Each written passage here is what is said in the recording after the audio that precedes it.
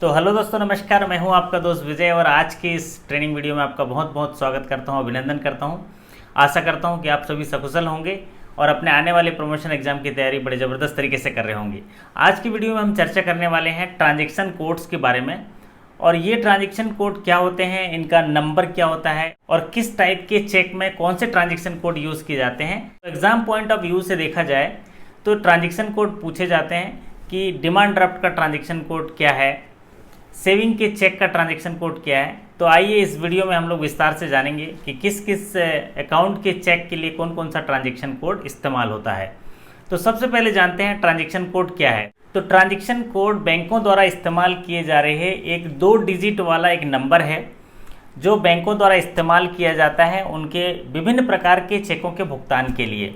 तो ये प्रिंटेड होता है, प्री प्रिंटेड होता है, जिसका उपयोग बैंकों को विभिन्न प्रकार के जो चेक जारी करते हैं उनमें वो प्रिंट किया जाता है और उसके भुगतान में उसका इस्तेमाल किया जाता है। वर्तमान में ये जो ट्रांजैक्शन कोड हैं वो 1 से लेकर 99 तक हैं, और 1 से लेकर जो 49 के कोड हैं वो डेबिट इंस्ट्रूमेंट के लिए रिजर्व हैं, और 50 से लेकर जो 99 तक के कोड हैं वो क्रेडिट इंस्ट्रूमेंट के लिए जो है रिजर्व हैं। आइए यहाँ पर एक चेक का नमूना देखते हैं। एक चेक के नमूने में देखिए, और सबसे पहले जो नंबर दिया गया है वो चेक का नंबर है, और उसके बाद जो दिया गया वो MICR कोड का नंबर है। हर ब्रांच का MICR कोड नंबर अलग होता है, जो सिटी कोड, बैंक कोड और ब्रांच कोड के आधार पर होता है। फिर उसके बाद जो नंबर है वो अकाउंट नंबर का कुछ पार्ट होता है, और उसके बाद आखिरी में जो 2 डिजिट का नंबर दिख रहा है वो है ट्रांजैक्शन कोड। तो वो ट्रांजैक्शन कोड है। इस चेक के माध्यम से आपको समझ में आया होगा। आइए अब जानते हैं कौन कौन से चेक के लिए जो है कौन से ट्रांजैक्शन कोड इस्तेमाल किए जाते हैं। तो 1 से लेकर 9 तक का जो कोड है वो इस्तेमाल किए जाते हैं क्लियरिंग हाउस में जो कंट्रोल डॉक्यूमेंट्स होते हैं उनके डेबिट इंस्ट्रूमेंट के लिए रिजर्व रखे गए हैं। तो अगर 1 से लेकर 9 का सवाल आए तो आप क्लियरिंग हाउस के डॉक्यूमेंट के लिए जो डेबिट इंस्ट्रूमेंट है उसका इस्तेमाल होता है। और सबसे इम्पॉर्टेंट अब आता है जो 10 नंबर का जो कोड होता है। 10 नंबर का जो कोड है वो सेविंग बैंक जो अकाउंट होते हैं उनके चेक के लिए इस्तेमाल होता है। तो ट्रांजेक्शन कोड 10 जो है वो इस्तेमाल किया जाता है सेविंग बैंक अकाउंट के चेक के लिए। आइए अब चर्चा करते हैं ट्रांजैक्शन कोड 11 किसके लिए। ट्रांजैक्शन कोड 11 होता है करंट अकाउंट के चेक के लिए। करंट अकाउंट जो बैंक में होते हैं उनके करंट अकाउंट के चेक के लिए उनमें 11 का इस्तेमाल किया जाता है। तो 10 जो है सेविंग बैंक अकाउंट के लिए और 11 जो है करंट अकाउंट के लिए। और कोड नंबर जो 12 इस्तेमाल किया जाता है वो बैंकर चेक्स के लिए इस्तेमाल किया जाता है। और साथ ही बैंकर चेक्स ऐसा चेक होता है जहाँ पर बैंक अपने ही किसी दूसरे शाखा के लिए अगर चेक का भुगतान करना चाहता है, जैसे डिमांड ड्राफ्ट जारी करते हैं, ठीक उसी तरह से इंटरनल बैंक में अगर कोई पेमेंट जारी करना चाहते हैं तो वो बैंकर चेक जारी करते हैं, तो उसको बोलते हैं बैंकर चेक्स। और ये बैंकर चेक्स के लिए जो इस्तेमाल किया जाता है कोड वो होता है 12 होता है। ये भी इम्पॉर्टेंट है। और अगला जो ट्रांजैक्शन कोड है 13, और ट्रांजैक्शन कोड 13 का जो इस्तेमाल किया जाता है वो है कैश क्रेडिट के अकाउंट के लिए। जो रनिंग कैश क्रेडिट के जो अकाउंट होते हैं उनमें चेक इशू होते हैं, तो वहाँ पर जो ट्रांजैक्शन कोड इस्तेमाल होता है वो होता है 13 नंबर। तो अभी हम लोग बहुत ही महत्वपूर्ण जो कोड हैं ट्रांजैक्शन कोड और जो पिछले एग्जाम्स में आए भी हैं उन पर चर्चा कर रहे हैं। तो 10 नंबर सेविंग अकाउंट का चेक है, 11 नंबर जो है करंट अकाउंट का है, 12 नंबर बैंकर चेक्स है, और 13 नंबर जो है कैश क्रेडिट के अकाउंट का चेक है। अब बात करते हैं 14 नंबर। 14 नंबर जो कोड है वो डिविडेंड वारंट के चेक जो आते हैं उनके लिए इस्तेमाल होते हैं। डिविडेंड वारंट ये होता है जो भी शेयर होल्डर होते हैं उनके लिए जो प्रॉफिट होता है, प्रॉफिट को चेक के माध्यम से शेयर होल्डर को दिया जाता है। तो उस डिविडेंड वारंट में जो ट्रांजैक्शन कोड इस्तेमाल होंगे वो होंगे 14 इस्तेमाल होंगे। चलिए अब बात करते हैं ट्रांजैक्शन कोड 15 के। तो ट्रांजैक्शन कोड 15 जो है ट्रेवलर चेक्स के पेमेंट के लिए जारी किए जाते हैं। तो जो ट्रेवलर चेक्स हैं उनमें जो ट्रांजैक्शन कोड होगा वो 15 होगा। और अब बात करते हैं ट्रांजैक्शन कोड 16 के बारे में। तो ट्रांजैक्शन कोड 16 जो है वो इस्तेमाल होते हैं डिमांड ड्राफ्ट में, और डिमांड ड्राफ्ट में ट्रांजैक्शन कोड जो प्रिंट होते हैं 16। और सबसे ज़्यादा अगर इस ट्रांजैक्शन कोड में ज़्यादातर जो सवाल पूछे गए हैं वो है डिमांड ड्राफ्ट। मतलब ट्रांजैक्शन कोड जो 16 है उसको आप याद कर लीजिए। इसका इस्तेमाल जो है डिमांड ड्राफ्ट के जो प्रिंटेड होते हैं डिमांड ड्राफ्ट इंस्ट्रूमेंट होते हैं उस इंस्ट्रूमेंट में ट्रांजैक्शन कोड जो होता है डिमांड ड्राफ्ट का 16 होता है। तो ये काफ़ी इंपॉर्टेंट है डिमांड ड्राफ्ट, क्योंकि 10 बार ट्रांजैक्शन कोड पूछा गया है तो उसमें 8 बार जो है डिमांड ड्राफ्ट को पूछा गया है, और कई बार सेविंग के लिए पूछा गया और कई बार बैंकर चेक्स के लिए पूछा गया है। तो सबसे इंपॉर्टेंट है वो डिमांड ड्राफ्ट, तो उसका ट्रांजैक्शन कोड होता है 16। अब बात करते हैं ट्रांजैक्शन कोड 17। तो ट्रांजैक्शन कोड 17 इस्तेमाल किए जाते हैं अगर कोई पेमेंट ऑर्डर है पेमेंट ऑर्डर है और उसी के बिहाफ में अगर कोई चेक जारी करते हैं तो वो इंस्ट्रूमेंट जो डेबिट इंस्ट्रूमेंट होता है उसमें 17 होता है। तो check which will be issued in lieu of existing payment order, अगर कोई पेमेंट ऑर्डर ऑलरेडी रिलीज़ हुआ है और उसी के बिहाफ में अगर कोई चेक इशू करते हैं तो उसमें जो ट्रांजेक्शन कोड होंगे वो 17 होंगे। चलिए अब बात करते हैं कोड नंबर 18। तो जो ट्रांजेक्शन कोड 18 इस्तेमाल किए जाएंगे वो है गिफ्ट चेक। जब गिफ्ट चेक इशू करते हैं तो ये जो डेबिट इंस्ट्रूमेंट यूज़ होते हैं इनमें जो कोड इस्तेमाल होगा वो 18 होगा। अब बात करते हैं कोड नंबर 19, और कोड नंबर 19 जो इस्तेमाल होंगे वो इंटरेस्ट वारंट में इस्तेमाल होंगे।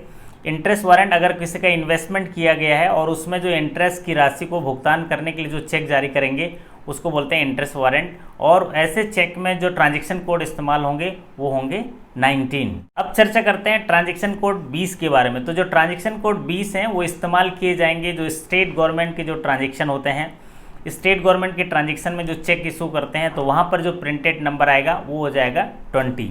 अब बात करते हैं ट्रांजैक्शन कोड 21 के बारे में। तो जो ट्रांजैक्शन कोड 21 है वो इस्तेमाल होंगे सेंट्रल गवर्नमेंट के जो ट्रांजैक्शन होते हैं, सेंट्रल गवर्नमेंट से रिलेटेड जो चेक इशू होते हैं उनमें जो ट्रांजैक्शन होंगे, डेबिट उनके जो इंस्ट्रूमेंट होंगे उसमें इस्तेमाल होगा 21। तो 20 ट्रांजैक्शन कोड इस्तेमाल होगा स्टेट गवर्नमेंट के लिए, 21 ट्रांजैक्शन कोड इस्तेमाल होगा सेंट्रल गवर्नमेंट के लिए। अब बात करते हैं ट्रांजैक्शन कोड 22। तो ट्रांजैक्शन कोड 22 जो इस्तेमाल होगा वो रेलवे ट्रांजैक्शन के लिए, रेलवे से जो ट्रांजैक्शन होंगे उनमें जो डेबिट इंस्ट्रूमेंट होंगे, जो चेक इशू होंगे वहाँ पर जो कोड इस्तेमाल होगा वो 22 होगा। अब बात करते हैं ट्रांजैक्शन कोड 23 के बारे में। तो ट्रांजैक्शन कोड 23 का इस्तेमाल होगा पोस्ट एंड टेलीग्राफ ट्रांजैक्शन के लिए, जो डेबिट इंस्ट्रूमेंट यूज़ किए जाएंगे उनमें कोड इस्तेमाल होगा 23। अब बात करते हैं कोड नंबर 24 की। तो जो कोड नंबर 24 है उसका इस्तेमाल किया जाएगा जो डिफेंस से रिलेटेड ट्रांजैक्शन होंगे। तो डिफेंस रिलेटेड ट्रांजैक्शन के जो चेक होंगे उनमें जो ट्रांजैक्शन कोड इस्तेमाल होगा वो होगा 24। अब बात करते हैं ट्रांजैक्शन कोड 25 के बारे में। तो 25 ट्रांजैक्शन कोड इस्तेमाल होगा टेलीकम्युनिकेशन ट्रांजैक्शन में, जहां टेलीकम्युनिकेशन के ट्रांजैक्शन होंगे उनमें जो चेक इस्तेमाल होंगे, जो डेबिट इंस्ट्रूमेंट होगा उनमें कोड जो प्री प्रिंटेड होगा वो होगा 25। और कोड नंबर 26 को जो है रिजर्व रखा गया है, अभी इसको अलॉट नहीं किया गया है, तो कोड नंबर 26 को है रिजर्व रखा गया है। तो कोड नंबर 27 जो इस्तेमाल होंगे, जो डिपार्टमेंट है मिनिस्ट्री के, उनके ट्रांजैक्शन करते समय जो उसमें प्री प्रिंटेड ट्रांजैक्शन कोड होगा वो 27 होगा। अब बात करते हैं कोड नंबर 28 की। तो जो कोड नंबर 28 है वो इस्तेमाल होगा रिफंड वारंट में। अगर कोई इन्वेस्टमेंट किया गया है और उसके रिफंड करने हैं तो उसके जो वारंट जारी होंगे वहाँ पर जो ट्रांजैक्शन कोड होगा वो 28 होगा। अब बात करते हैं कोड नंबर 29 की। तो जो कोड नंबर 29 है वो इस्तेमाल होगा करंट अकाउंट के एट पार चेक में। तो जो करंट अकाउंट के चेक होंगे, मल्टीसिटी चेक बोलते हैं जिनको, उनमें इस्तेमाल होगा कोड नंबर 29। तो 11 जो इस्तेमाल हुआ था वो करंट अकाउंट के लिए, वो साधारण चेक के लिए है, और यहाँ पर जो 29 इस्तेमाल हो रहा है वो मल्टीसिटी चेक के लिए। तो अगर सवाल पूछा गया मल्टीसिटी चेक के लिए तो जो ट्रांजैक्शन कोड होगा 29 होगा, और अगर साधारण करंट अकाउंट के लिए पूछा गया तो वो होगा 11 होगा। ठीक उसी तरह कोड नंबर 3030 की बात करें तो 30 जो कोड नंबर है उसका इस्तेमाल होगा कैश क्रेडिट के जो मल्टीसिटी चेक हैं, एट पार चेक हैं, जिसका किसी भी स्टेशन में उसका क्लियरेंस हो जाएगा या उसका भुगतान हो जाएगा। तो ऐसे चेकों के ट्रांजैक्शन कोड जो होते हैं 3030। अब बात करते हैं कोड नंबर 31। तो कोड नंबर 31 का जो इस्तेमाल है वो किया जाता है सेविंग अकाउंट के एट पार चेक में। तो सेविंग अकाउंट के जो मल्टीसिटी चेक होते हैं उसमें जो कोड इस्तेमाल होता है वो 31, और साधारण सेविंग अकाउंट अगर की बात करें तो वहाँ पर कोड इस्तेमाल होता है 10। तो ये काफ़ी महत्वपूर्ण कोड हैं, जो सेविंग के 10, करंट अकाउंट के 11 और जो बैंकर चेक्स के 12 और जो डिमांड ड्राफ्ट के 16।